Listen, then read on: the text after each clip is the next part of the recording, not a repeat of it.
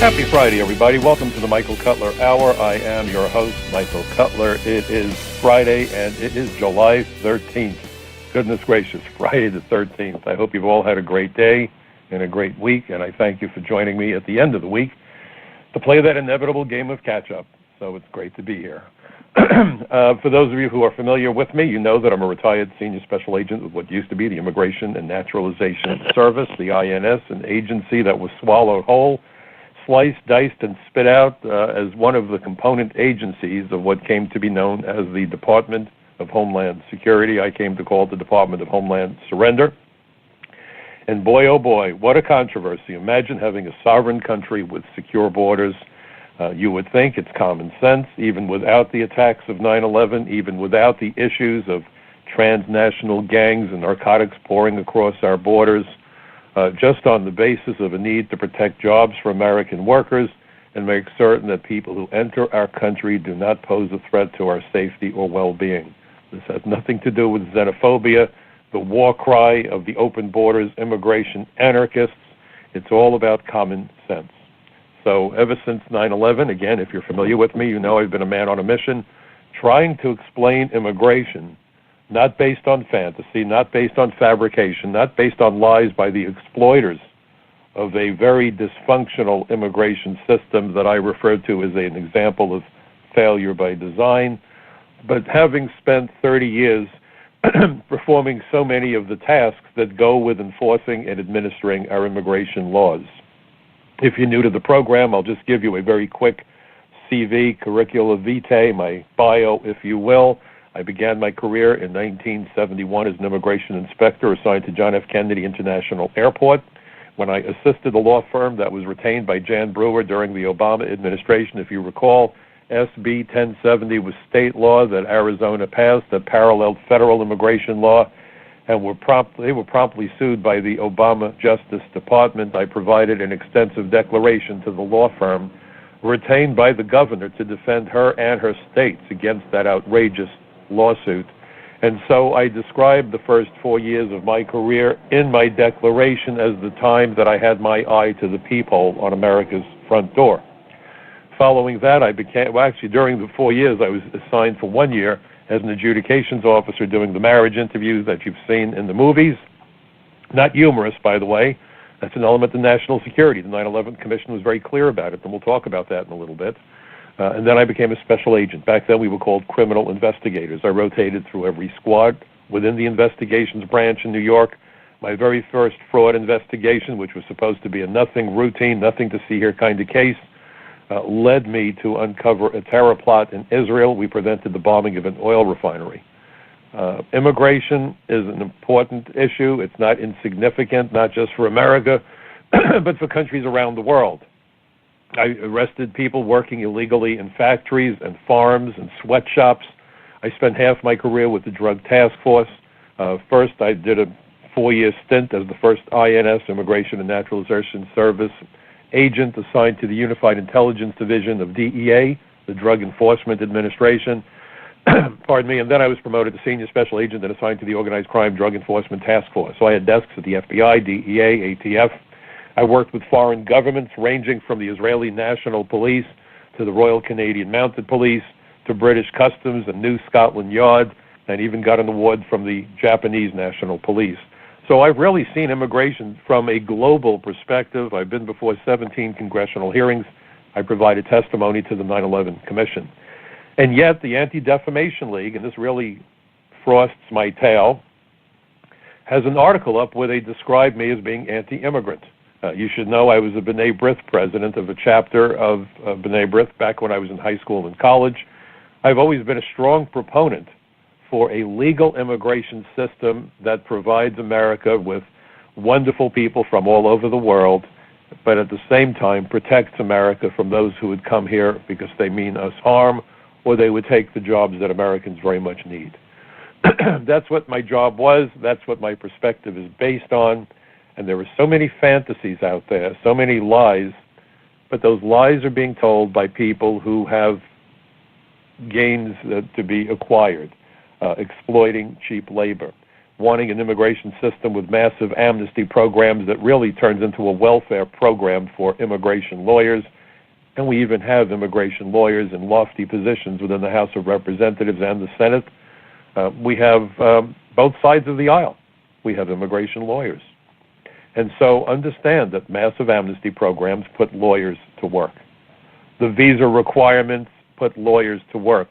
There was a video that was up on the internet. I should probably incorporate it in an article soon, where an attorney went to a meeting but kept his intentions to himself or herself. I'm not sure if it was a man or woman. He was with the Computer Guild because computer programmers were finding themselves losing their jobs in increasing numbers to foreign workers. And what they saw was videotaped. You had lawyers on stage advising the attorneys in the audience to make certain that when a job was being posted, which has to be done to comply with labor requirements and so forth to show that there's no American workers immediately able, willing, and available to do the jobs, that the lawyers find a way to disqualify the Americans, they can get their legal fees. It's the shafting of hardworking, dedicated, talented, experienced Americans so that lawyers can do what they do best, shaft their adversaries. In their case, the adversary were hardworking American programmers. My first wife, may she rest in peace, was a talented computer programmer, had her MBA in computer science. Back then, many of our friends had similar academic backgrounds, members of National Math Honor Society and so forth. Their careers were destroyed by the importation of hundreds of thousands of foreign computer programmers. And the only thing exceptional about these so-called exceptional employees was their eagerness and willingness to work for exceptionally low wages under exceptionally adverse conditions, not unlike the way that illegal aliens are exploited and treated like trash at the very bottom of the economic ladder. Same difference, except this is part of the legal system.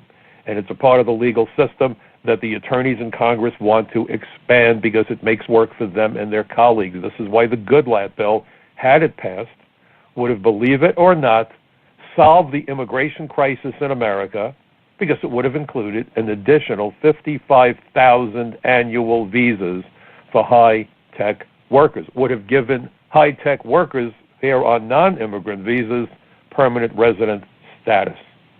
I want to know how that helps America or Americans. But the problem is, Mr. Goodlatte is an immigration lawyer. He's leaving Congress soon. I don't know what his plans are, but I wouldn't be shocked to find out if Mr. Goodlatte, when he leaves Congress, come the next session, will practice immigration law. This is the problem we have in America today. But it's not just Bob Goodlatte. Zoe Lofgren, who was the ranking member of the House Immigration Subcommittee. I'm not certain if she ever became the chairperson, but the ranking member is the second highest position, because if that party were in power, then presumably the ranking member becomes the chair. So, number one Democrat in the House Immigration Subcommittee, immigration lawyer. No shock, but I do see a conflict of interest. I see lots of conflicts of interest in Washington. They call it a swamp. I call it a cesspool, because swamps are man-made. Swamps are made by nature. Cesspools are man-made. We have people who, once they understand that they can take advantage of the system for their own personal gain, have no problem doing it. Both sides of the aisle. It's a terrible place, and the impact on America is devastating. You would have thought, after the terror attacks of 9/11, and the 9/11 Commission was so crystal clear on just how significant failures of the immigration system were, that the nonsense would have ended. And so I write article after article. I appear on as many television and radio programs as possible, including my own program. This is a nonprofit operation. I don't get paid to do this. I do this because on 9/11, those ashes from the conflagration at Ground Zero landed on my home. My neighbors died. And I had been before Congress 4.5 years earlier to testify before the House Immigration Subcommittee on the issue of visa fraud and immigration benefit fraud because of two terror attacks carried out in the United States in 1993. First, the CIA was shot up by an individual from Pakistan by the name of Amil Kansi. He had actually applied for political asylum. He bought into a courier service, so he had a courier van that had a pass that got him into the parking lot at CIA headquarters in Virginia. And one cold morning in January 93, he showed up with that van and an unusual package, a fully loaded AK-47. He opened fire, killed 2 CIA officers, wounded 3 others. and did what foreign nationals who commit crime or terror attacks in America can do, avail himself of the escape hatch of leaving America. Usually it gets them out of Dodge, gets them out of the long arm of the law. Given the nature of his crime, Cansey did not escape detection or punishment.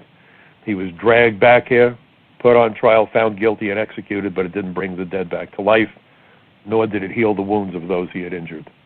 1 month later, we had the first bombing at the World Trade Center.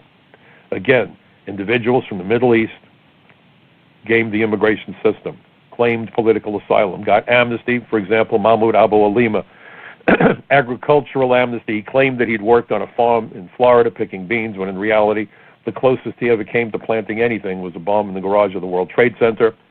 February the 26th, I believe the date was, 1993, killed 6 people, injured over 1,000 people, inflicted about $500 million in damages, and damn near knocked the tower down sideways. Could you imagine what the casualty count would have been if the tower had come down sideways? 110 stories tall, a vertical city more than 1,400 feet into the sky.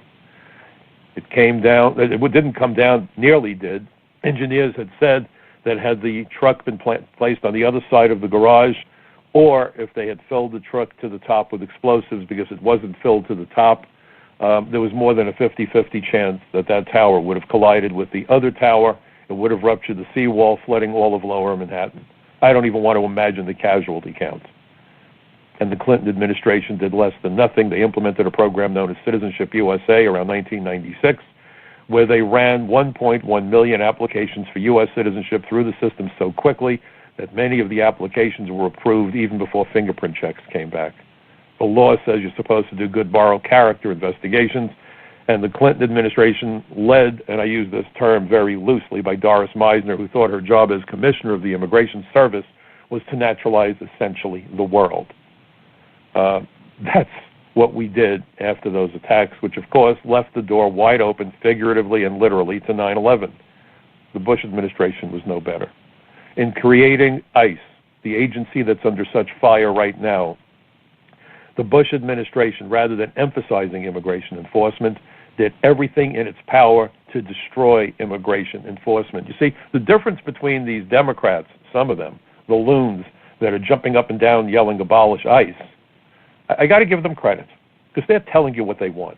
George Bush, I believe, wanted the same thing but didn't have the balls to do it, so he crippled immigration enforcement to the best of his inept ability. How did he do it? Well, I had spoken with members of Congress because I had been before Congress 4.5 years earlier. I recommended the creation of an agency that I refer to as BIE, the Bureau of Immigration Enforcement, because those 3 letters would have sent a clear and unequivocal message, not just to the American people, but to the employees at the Bureau of Immigration Enforcement, that your job is to enforce the immigration law. And before you think I'm being xenophobic, understand this. First-generation American. I'm a New Yorker. I'm retired. I can move anywhere. I live in New York because I love New York. I love its diversity. I'm Jewish. I'm part of one of America's smallest minorities. There's nothing xenophobic about our laws. If you go to Title 8, United States Code, Section 1182, those are the grounds for excluding an alien from the United States, and it begins with aliens with dangerous communicable diseases or aliens who suffer extreme mental illness. Why is that at the top of the list? Well, let's remember that Ellis Island was a quarantine station. And in point of fact, I just wrote an article for Front Page Magazine. I hope after my show is over, you'll go check it out if you haven't already. I provided the link on my description of my program, but the name of my article for Front Page is The Left's Immigration Con Game, Breaking Through the Lies About Ellis Island and More. And what prompted me to write the article was a documentary that was just on TV, on public television. And it was called Forgotten Ellis Island. And it gave details about Ellis Island that I didn't even know. For example, and I bet you didn't know this, Ellis Island was built on an artificial island largely constructed on the debris and the rocks that were pulled out of the ground when the New York City transit system was built, the subway system was built. They purposely built Ellis Island on an island so that aliens seeking to enter the United States could not abscond. We did not have catch and release. You came to Ellis Island on a boat from whatever country you came from, mostly from Europe, here on the East Coast, and doctors looked you over with a fine-tooth comb. Of course, medicine back then was primitive. was nothing like today. No antibiotics, no CAT scans, no MRIs, no nothing. So the big concern about health was twofold, and I didn't even realize the second reason. First reason, great fear about epidemics. Without antibiotics and modern technique, epidemics could travel through a community like wildfire and leave in its wake death and destruction and suffering. So the big concern was aliens coming in with diseases. But the second concern was that the authorities wanted to make certain that immigrants who came to America were physically and mentally fit to work and to take care of themselves, support themselves. You don't hear that today. Oh, I wish they had Ellis Island, they took it away. Folks, if they reopened Ellis Island, the ACLU would be jumping up and down, launching lawsuit after lawsuit after lawsuit after lawsuit, along with the other open borders anarchists. They really don't want Ellis Island to be open, but it's part of the mantra. We used to welcome people into America. Not so much, folks. Thousands of people died at Ellis Island. Children were immediately taken from their parents, and when you walk into the Grand Hall, you had to climb this major staircase. Why? They wanted to see if you couldn't walk up the stairs without being out of breath, because if you couldn't do it, then maybe you just weren't physically fit enough to work. You were going home, and it didn't matter if you had a wife and 6 kids. You had a choice. You were going to go home, or one of your kids was going to go home, whoever was found unfit or mentally incapable or whatever. They did not care about splitting up families. You don't want to split up a family. Easy solution. They were compassionate. The whole family goes back on the boat. If you want to stay and your spouse is ill and you're going to stay no matter what, well, you better get yourself a divorce because you're not coming in together. There was no such thing as here's a note, show up at a hearing. You either were put on the ferry and allowed to come to America, or you were put back on your boat and sent home, and discrimination was rampant. Eastern Europeans, Jews, Italians, others were told, no, we don't really like you. Go home. It was terrible. If that's how immigration was practiced when I worked for the INS, I wouldn't have lasted 30 minutes, let alone 30 years. Our laws today have absolutely nothing to do with race, religion, or ethnicity. It's about aliens with dangerous diseases, mental illness, criminals, spies, terrorists, human rights violators, war criminals, fugitives from justice, aliens who were previously deported, and then we get to aliens who would likely become a public charge, or aliens who were coming with non-immigrant temporary visas who were likely to work, and if they did work, would likely displace Americans and or drive down wages of people holding similar jobs in the United States. Those are the grounds for exclusion. Look it up. Title 8, United States Code, Section 1182. Very simple section of law. There's nothing unfair about it. And we hear this thing, there's a deportation force. They're getting rid of all the immigrants. Immigrants have nothing to fear. If you're a lawful immigrant and you abide by the law and you've committed no crimes, immigration authorities gave you that status. They're not the threat. They're your best friend. Again, the lies are incredible. And this goes back to Jimmy Carter starting this nonsense.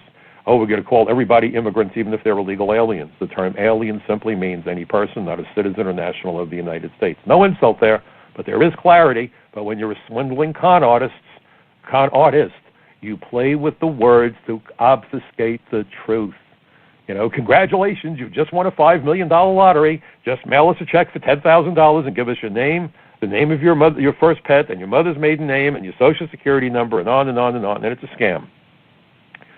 Carter pulled no less a scam on America than did George W. Bush by creating the Department of Homeland Surrender, taking immigration, folding it into customs, folding it into agriculture. I testified at a hearing where John Hostetler made the point that because of the way that President Bush and his administration put DHS together, it was supposed to, under the Homeland Security Act, the act that enabled the creation of the Department of Homeland Security, was supposed to emphasize border security and immigration law enforcement because of the findings of the 9/11 Commission. Instead, it did quite the opposite. It cut immigration into multiple pieces. Customs and Border Protection included immigration inspectors and the Border Patrol. ICE became interior enforcement, but the C in ICE is customs. What in the world does customs have to do with immigration? Customs, when I was an INS agent, we had the Customs Service, and they were more closely aligned to what the Commerce Department and what the IRS did. They imposed tariffs. They imposed fines if you tried to bring something in that shouldn't be. They were concerned with the movement of materials, products, and money. Immigration, and that's why they were under the Treasury Department, by the way. Immigration was under the Justice Department because the work that we did was more similar to what they did at the FBI, and then we mix in labor because they had to certify jobs weren't going to be taken by aliens seeking to work in the United States. But primarily, immigration was very similar to the FBI, so both were under the Justice Department, the same way that the DEA is, the same way that the U.S. Marshal Service was. So you took a customs agency, which was a revenue agency, and you blended it with immigration. They have nothing to do with one another.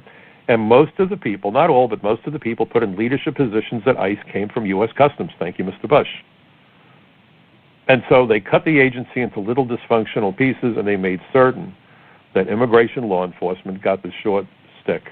And in point of fact, John Hostetler, in referring to the creation of ICE, said that it wound up creating enforcement incoherence, that instead of making it easier to secure the borders and enforce our laws, it became almost impossible to carry out those missions, and then they never hired enough agents to do the job.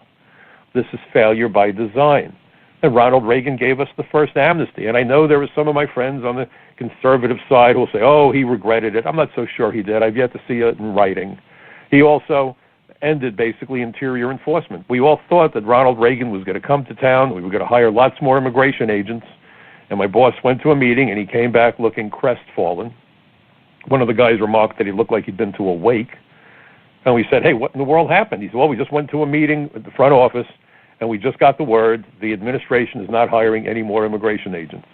If the Border Patrol can't stop them, we're not going to bother. So that meant people that were working illegally had nothing to fear. We didn't have enough agents to go after the criminals and so forth, the gangs. It didn't matter because everything was going to be done at the border. The only problem is there's much more to our borders than the Mexican border. That's another one of the lies, another one of the fabrications, another one of the fairy tales. We are a nation of 50 border states. We have a northern border, we have a southern border that we hear so much about. We have 95,000 miles of coastline, and we have international airports in virtually every state, generally multiple international airports in every state. Most of the terrorists, in fact, came into the United States not by running the border, but through international airports. Let me just read this to you. This comes from the 9/11 Commission staff report on terrorist travel. And again, I remind you, I provided testimony to the Commission. So it starts out, well, not starts out, but here's a sentence. Exploring the link between human smugglers and terrorists. In July 2001, the CIA warned of a possible link between human smugglers and terrorist groups, including Hamas, Hezbollah, and the Egyptian Islamic Jihad. Indeed, there's evidence to suggest that since 1999, human smugglers have facilitated the travel of terrorists associated with more than a dozen extremist groups. With their global reach and connections to fraudulent document vendors and corrupt government officials, human smugglers clearly have the credentials necessary to aid terrorist travel. It's interesting, they called it human smugglers because we were moving away from the word alien. I was part of the alien smuggling or the anti-smuggling group in New York City. So the idea that we're going to call people human traffickers, and I've written about this, there's a world of difference between human traffickers and alien smugglers, or at least the people that are involved being moved around the world. If a young girl is enticed into coming to America, being told she can get a job as a babysitter or maybe teaching kindergarten children, whatever, and she comes to America with a group and they suddenly abduct her and they take her passport and they force her to work in a brothel or a strip club, and we've seen this happen. Eastern Europeans are very good at that particular tactic. That young woman is absolutely a victim of human trafficking. She maybe shouldn't have been coming here to work, but she thought she was going to be doing one thing, and she, at gunpoint and with beatings and threats and so forth, forced to become a prostitute or a stripper or whatever. Folks, she's a victim. And the animals that do it to her should hang from a tree if I had my way.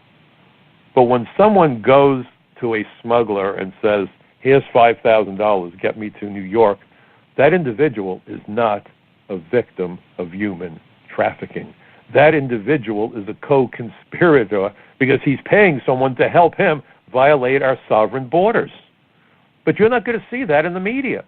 And when we saw the separation of people on the border, this woman gave this tear-jerking account to some woman who wrote the article, I was running from MS-13, and I turned myself over to the Border Patrol, and they put us in jail. What did you want us to do, lady? Put you up at the Waldorf?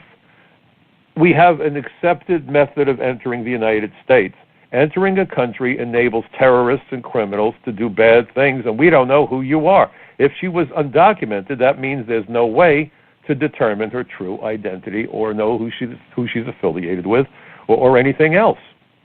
In fact, the 9/11 Commission staff report that I just quoted starts out with this preface. It is perhaps obvious to state that terrorists cannot plan and carry out attacks in the United States if they're unable to enter the country. You would think so, right, folks? Yet prior to September 11, while there were efforts to enhance border security, no agency of the U.S. government thought of border security as a tool in the counterterrorism arsenal. As an aside, if you are a manager of an agency like that and you don't understand that problem, you need to be fired. You need to find a new job. Maybe you should be working in a car wash. How in the world do you not understand that a country's security begins and ends at its borders up close and in person? You know, our military, all 5 branches have a common mission. It's to keep the enemies of America as far from our shores as possible. But today, terrorists aren't coming on U-boats the way the Nazi bums did, the saboteurs. Terrorists are coming on airliners. That puts them directly in the domain of immigration enforcement and border security. So if you can't figure that out, you know, you must have a flatline EEG. Your brain's dead. But let me just finish reading this. No agency of the U.S. government thought of border security as a tool in the counterterrorism arsenal. Indeed, even after 19 hijackers demonstrated the relative ease of obtaining a U.S. visa and gaining admission into the United States, border security still is not considered a cornerstone of national security policy. We believe, for reasons we discuss in the following pages, that it must be made one. So you've got the Republicans and the Democrats in agreement, let's ignore immigration law enforcement. Never mind that we're spending billions and billions of dollars on airport security and we're x-raying people, God knows what health issues they may develop years later. Strip searching 3-year-old girls running back for another hug from grandmas. You just went through the radar machine, the x-ray machine. Or there was just an account a week or two ago about a 93-year-old woman in a wheelchair who got strip searched. 93 years old. Maybe she was planning to kick in the cockpit door and overpower the flight crew. Goodness gracious. Oh, we got to be careful. Just don't screw with commerce. Don't screw with the U.S. Chamber of Commerce or the immigration lawyers or the bankers or the Discover America partnership, the unholy alliance created by the Chamber of Commerce with various corporations, particularly in the tourist and travel industries. That's the reason why on 9/11 we had 26 visa waiver countries. After 9/11, we should have had 0. We're up to 38. Because if you go to the Chamber of Commerce and the Discover America partnership, where they partner with the hotel, hospitality, and travel industries, their goal, folks, is eliminate the borders.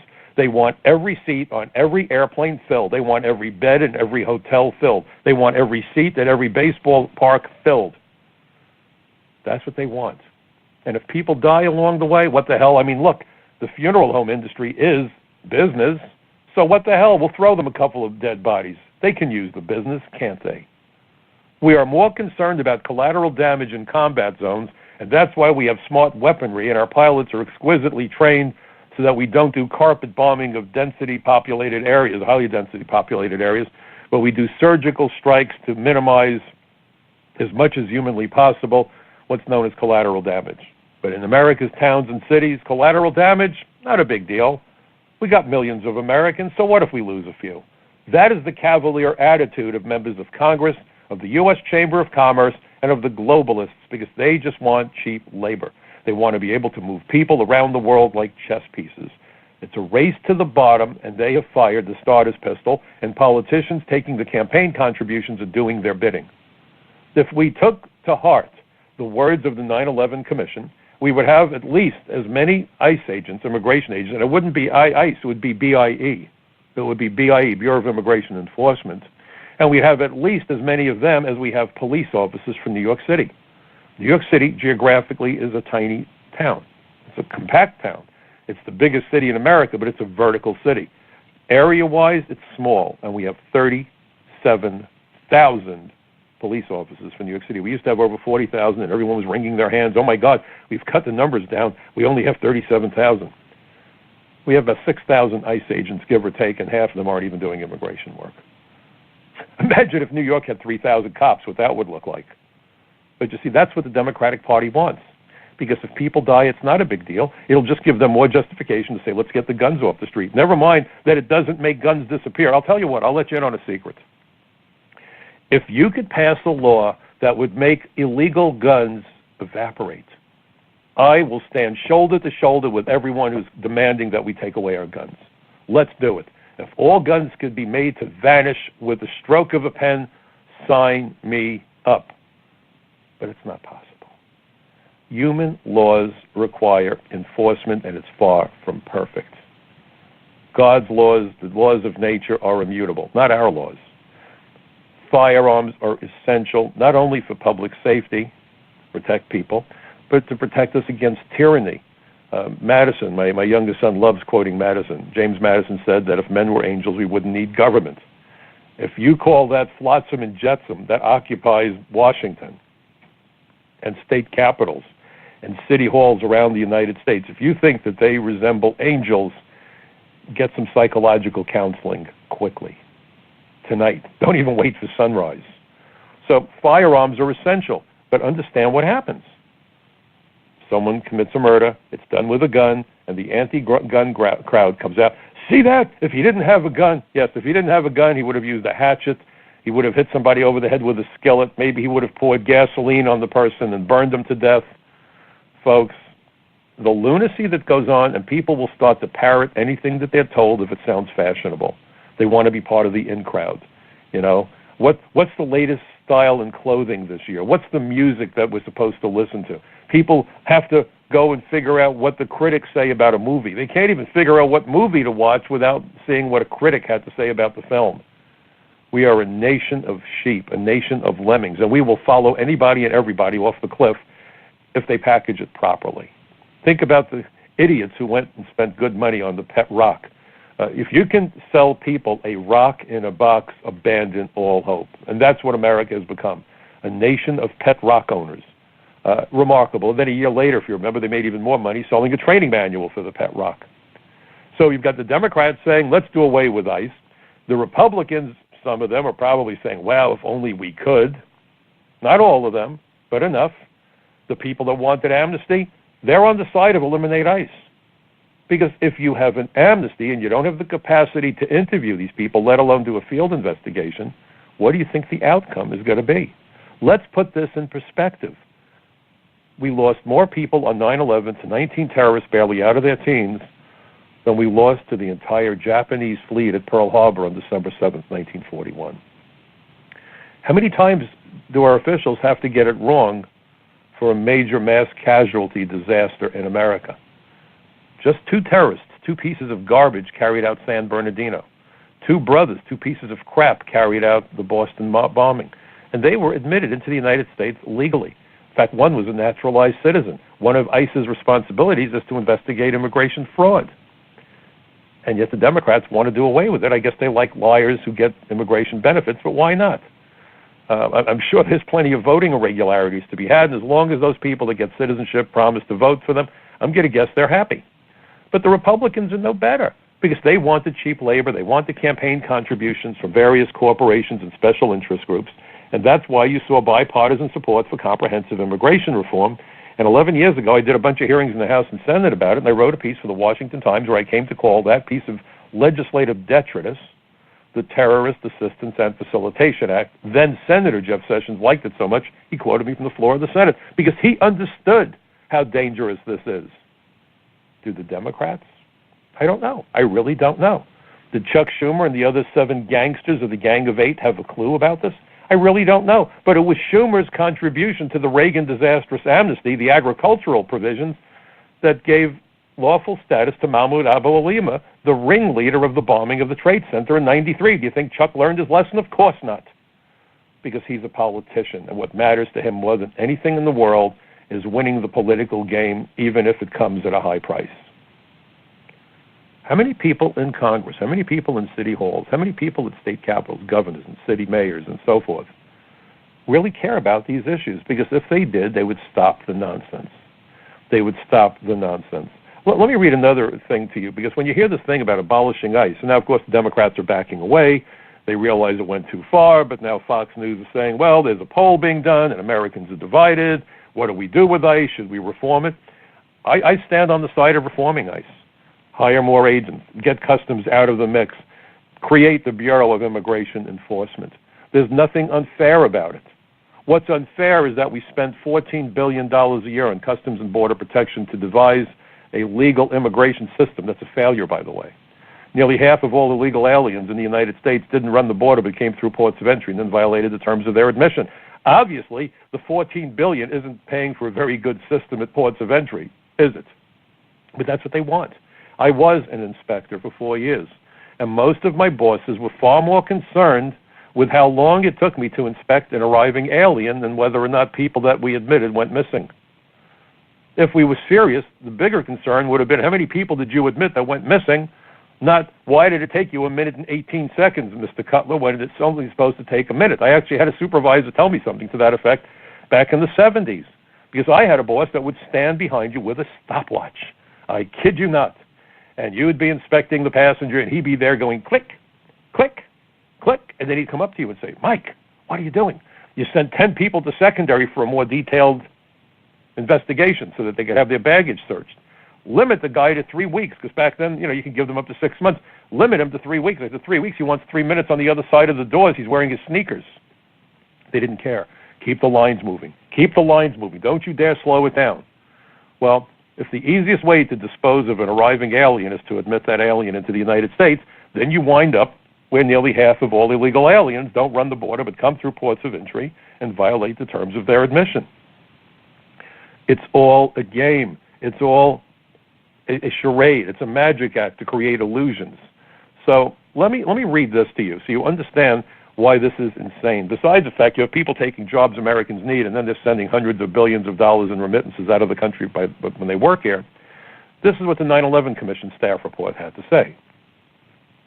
Although there is evidence that some land and sea border entries of terrorists without inspection occurred, they ran the border. By the way, they didn't enter undocumented.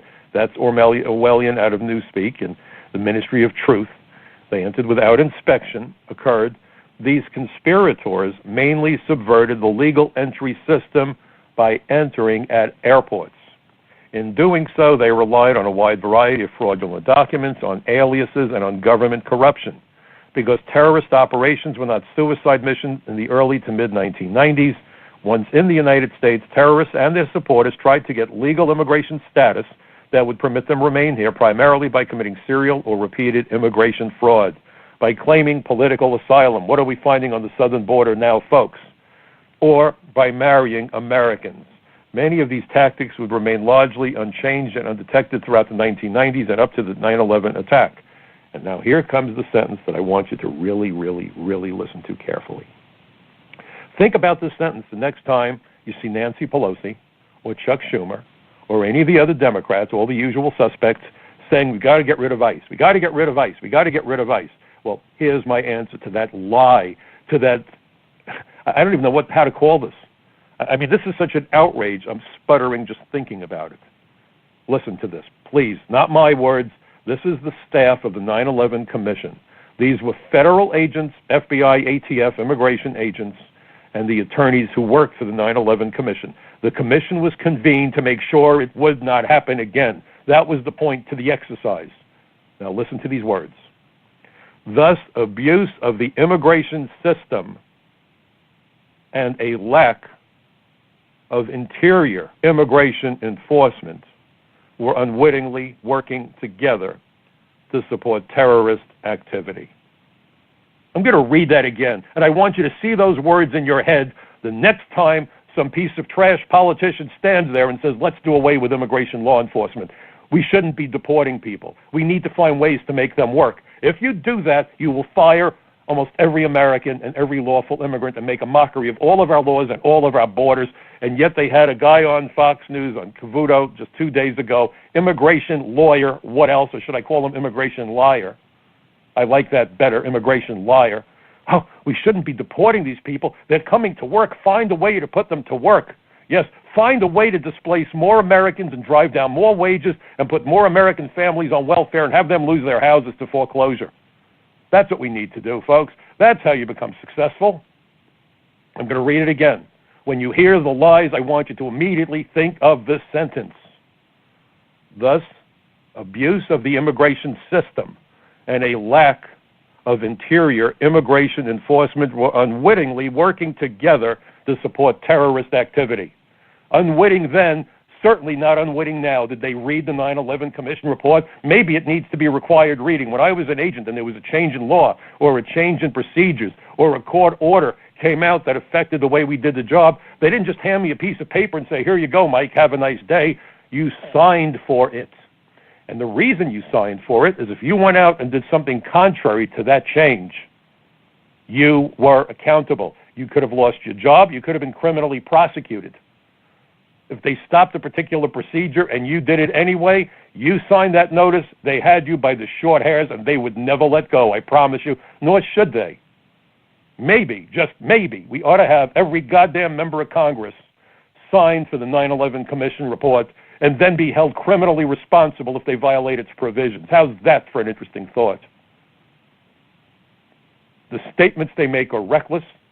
They're treasonous. There's no other way of saying it. It may sound extreme to you, but I lived through 9/11. And I will go to the grave truly believing it would have been preventable if the Clinton administration had learned the lessons that we should have learned from the 93 attacks, because that's the reason I was before Congress in 97. Do away with interior enforcement, and the 9/11 Commission report says that it was a lack of interior immigration enforcement that were unwittingly working together to support terrorist activity. How in the world do you reconcile the madness of that statement that we need to stop enforcing immigration laws? Gosh, it takes my breath away. It leaves me stupefied. I am clueless as to how any rational person, let alone a government official, can take that outrageous position. I want to address something else this evening, and this is important. I'm so worked up. I got to tell you, my motor's really running, because every time I think of what they're calling for, and the Republicans that won't hire more ICE agents and run up interference against the president every time he wants to secure our borders and protect us. As an agent, if I used excessive force or did other things, I could have been not only fired but prosecuted. Why in the world are politicians above the law? Why do we allow this madness? People are paying a price, folks. People are paying a price. Gang members have infiltrated communities. The people that they kill generally are the members of the ethnic immigrant communities, and not just MS-13, and not just from Latin America. The Russian mob, Asian organized crime, the Jamaican drug posses, the Israeli mob, the Italian mob. We go right down the list. And that's because human nature is human nature is human nature. Every group, every religion, every ethnicity, every culture has the good, the bad, and the ugly. This is not a statement of xenophobia or racism. It's a statement of reality. And all we're trying to do is protect ourselves and our children and their children from the madness of crime and terrorism. And we want to make certain that Americans will never compete with foreign workers for jobs, because if we do, this becomes a race to the bottom. That's how you turn America into a third world country, which seems to be the goal for the members of Congress who look at the oligarchy of Mexico with envy, because they wish, and they're doing what they can, to turn America into an oligarchy, because they smell money at any cost. They smell money. But we've heard so much about the children. Those children were brought here illegally. Their parents and or the smugglers put them in that situation. The government did not. I'm not a spokesperson for Donald Trump, and I wish that he would use language that was far more nuanced. My degree was in communications, arts, and sciences. I sometimes like to say that I've got a BA and BS, and my goodness gracious, sometimes the words that comes out of Donald Trump's mouth upsets me, because there's much better ways of saying what he wants to say. But I'm not Donald Trump, and I'm not his advisor. Would that I was. But understand, he did not put those children at risk. The people who brought them here did. And now the problem is whether or not the people claiming them are truly the parents, or perhaps they're just smugglers. The policy of not putting people in jail when they come with children encourages people to see in children a get-out-of-jail card. And we, get all dewy-eyed when we see children. Around the world, children are exploited. Child labor, child prostitution, it runs rampantly throughout the world. The world's not a pretty place sometimes. So don't try to always impose your value system on the rest of the world, because you're going to come up short. That was one of my first lessons as an immigration agent. Some people see things far differently from the way we do. And I promise you that there are people who would just as easily kidnap and kill a child after the child served its purpose, getting that person into the country, as they would to go out and order a hamburger. There are some truly violent individuals out there who do not care about human life. We would probably show more respect to an anthill than they would show to children. So the concern is that if we aren't certain that the people taking custody of these children really aren't the parents, that those children would be put in immediate danger, and that's not acceptable. And let's remember how they got into that situation in the first place. We didn't bring them here. They were brought here illegally, probably with their parents or complicity of their parents, but who knows? Some of those kids may have been kidnapped, and we don't know that either. It's incumbent on our government to look out for those children, and the best way to do it is to do stringent testing, DNA and so forth, to make certain that we don't put those kids into harm's way by releasing them to the wrong people. But what I find remarkable, and this is what I want you to think about, is how prevalent the use of foster care in America is. The number of children on the Mexican border, relatively speaking, are a few thousand. By the way, we saw the same lunacy when the president implemented what came to be called the travel ban. And again, Trump, using the words of his opponents, made me nuts. It was an entry restriction. And it wasn't that he issued the restriction in a vacuum by making up some executive order, the way that DACA was created by an executive caveat by Napolitano and President Obama. There's a section of law that gives the president the authority to limit the entry of aliens into the United States or restrict the entry or bar the entry of aliens. Title 8, United States Code, Section 1182, small f as in Frank. Look it up. The president has that total discretionary authority. In theory, tomorrow morning, the president has the right, by issuing a proclamation, which was really what the executive order was, to say, we're not letting any aliens into the United States for the next 90 days. I don't care if they have green cards. I don't care where they come from. I'm not letting them in. And the only test is that it would be against the interests of the United States. It's a very low bar. You wouldn't know it. So when the president said the people that are coming from those 6 or 7 countries, with the first version of that proclamation, there were riots at airports. He turned away a couple of hundred people, or we turned away the inspectors of ports of entry, acting in response to the president's lawful order. I don't care what the courts say. My judgment on this is that the courts got it wrong. Maybe that sounds imperious on my point, but I truly believe that. So I believe that the courts really and truly got it wrong.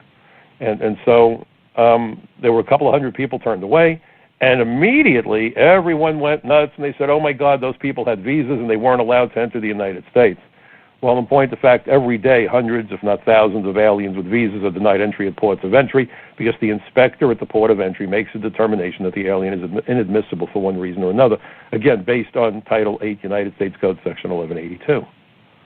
That's the job of the inspector. They're not rubber stamps. They're there to make certain that the alien is to be admitted. The State Department issues the visa, but they don't have the authority to admit aliens into the United States. Only the inspectors have that authority. So a big, brouhaha broke out over this. It was artificial. It was created. It was staged. It's the usual nonsense by the globalists to start all this emotional appeal, when in reality it wasn't a big deal at all. Every year, hundreds of thousands of aliens aren't let into the country because they're found to be inadmissible. So again, it's the way it's presented. So now we're hearing about the children, and we need to get them psychologists, and they've been traumatized. Yes, they were traumatized by the parents who brought them here illegally or turned them over to smugglers who treated them like crap. But why doesn't anyone care about American children living in foster care? So I went to a website. You may find this interesting. And the website is under Children's Rights, Protecting Kids, Providing Hope. Listen to this. On any given day, there are nearly 438,000 children in foster care in the United States. On any given day, 438,000. In 2016, over 687,000 children spent time in U.S. foster care.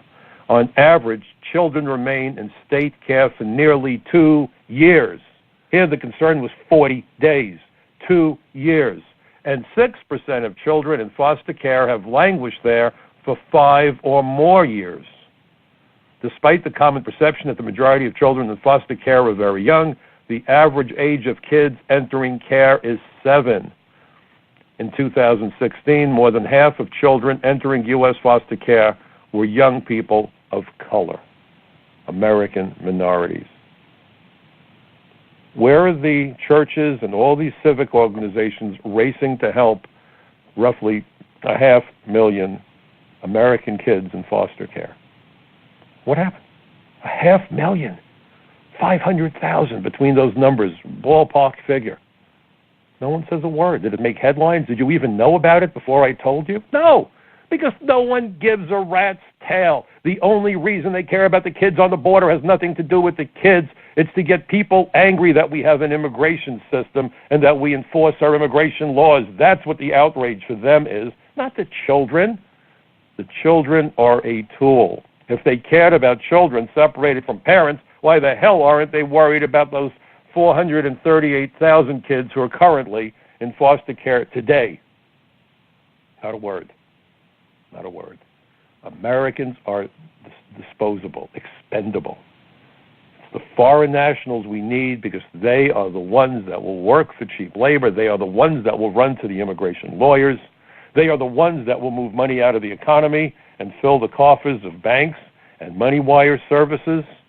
My God, the people feeding at the trough, that line goes around the country, except for the American people who are losing their jobs, their wages, and their lives. Final thought for you folks. There was a story today about how a city in New Jersey has signed a contract to continue to hold aliens in custody for ICE. Now, first CBS said that they were holding immigrants, and I guess they realized afterwards, well, that's a bit much. So the next broadcast, they called them immigration detainees, which is more accurate.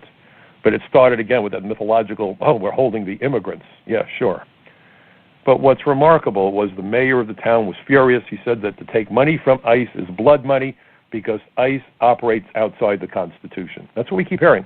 Unconstitutional, unconstitutional. I want him to show me the section. But let me show you a section of the U.S. Constitution. Article 4, Section 4. The United States shall guarantee to every state in this union a republican form of government and shall protect each of them against invasion and on application of the legislature or of the executive when the legislature cannot be convened against domestic violence. Invasion, by the way, is defined as an incursion by a large number of people into a place or sphere of activity, an unwelcome intrusion into another's domain. Millions of foreign nationals in our country in violation of law, I would suggest that that constitutes an invasion. Anyway, I hope this program gave you something to think about. If you find my program and my articles to be interesting and worthwhile, please let your friends and neighbors know about it. Please get involved, folks. We can't do this alone. We've got elections coming, and we've got to make intelligent, informed decisions. Please remember that democracy is not a spectator sport. Again, I thank you for joining me. Hope to see you again, or at least speak with you again next week at the same time, right here on the Michael Cutler Hour. But meanwhile, folks, I wish all of you a wonderful weekend. Hope things go well and safely for you. And as I say, get involved. Get involved. Exercise your First Amendment. Very important. See you next week.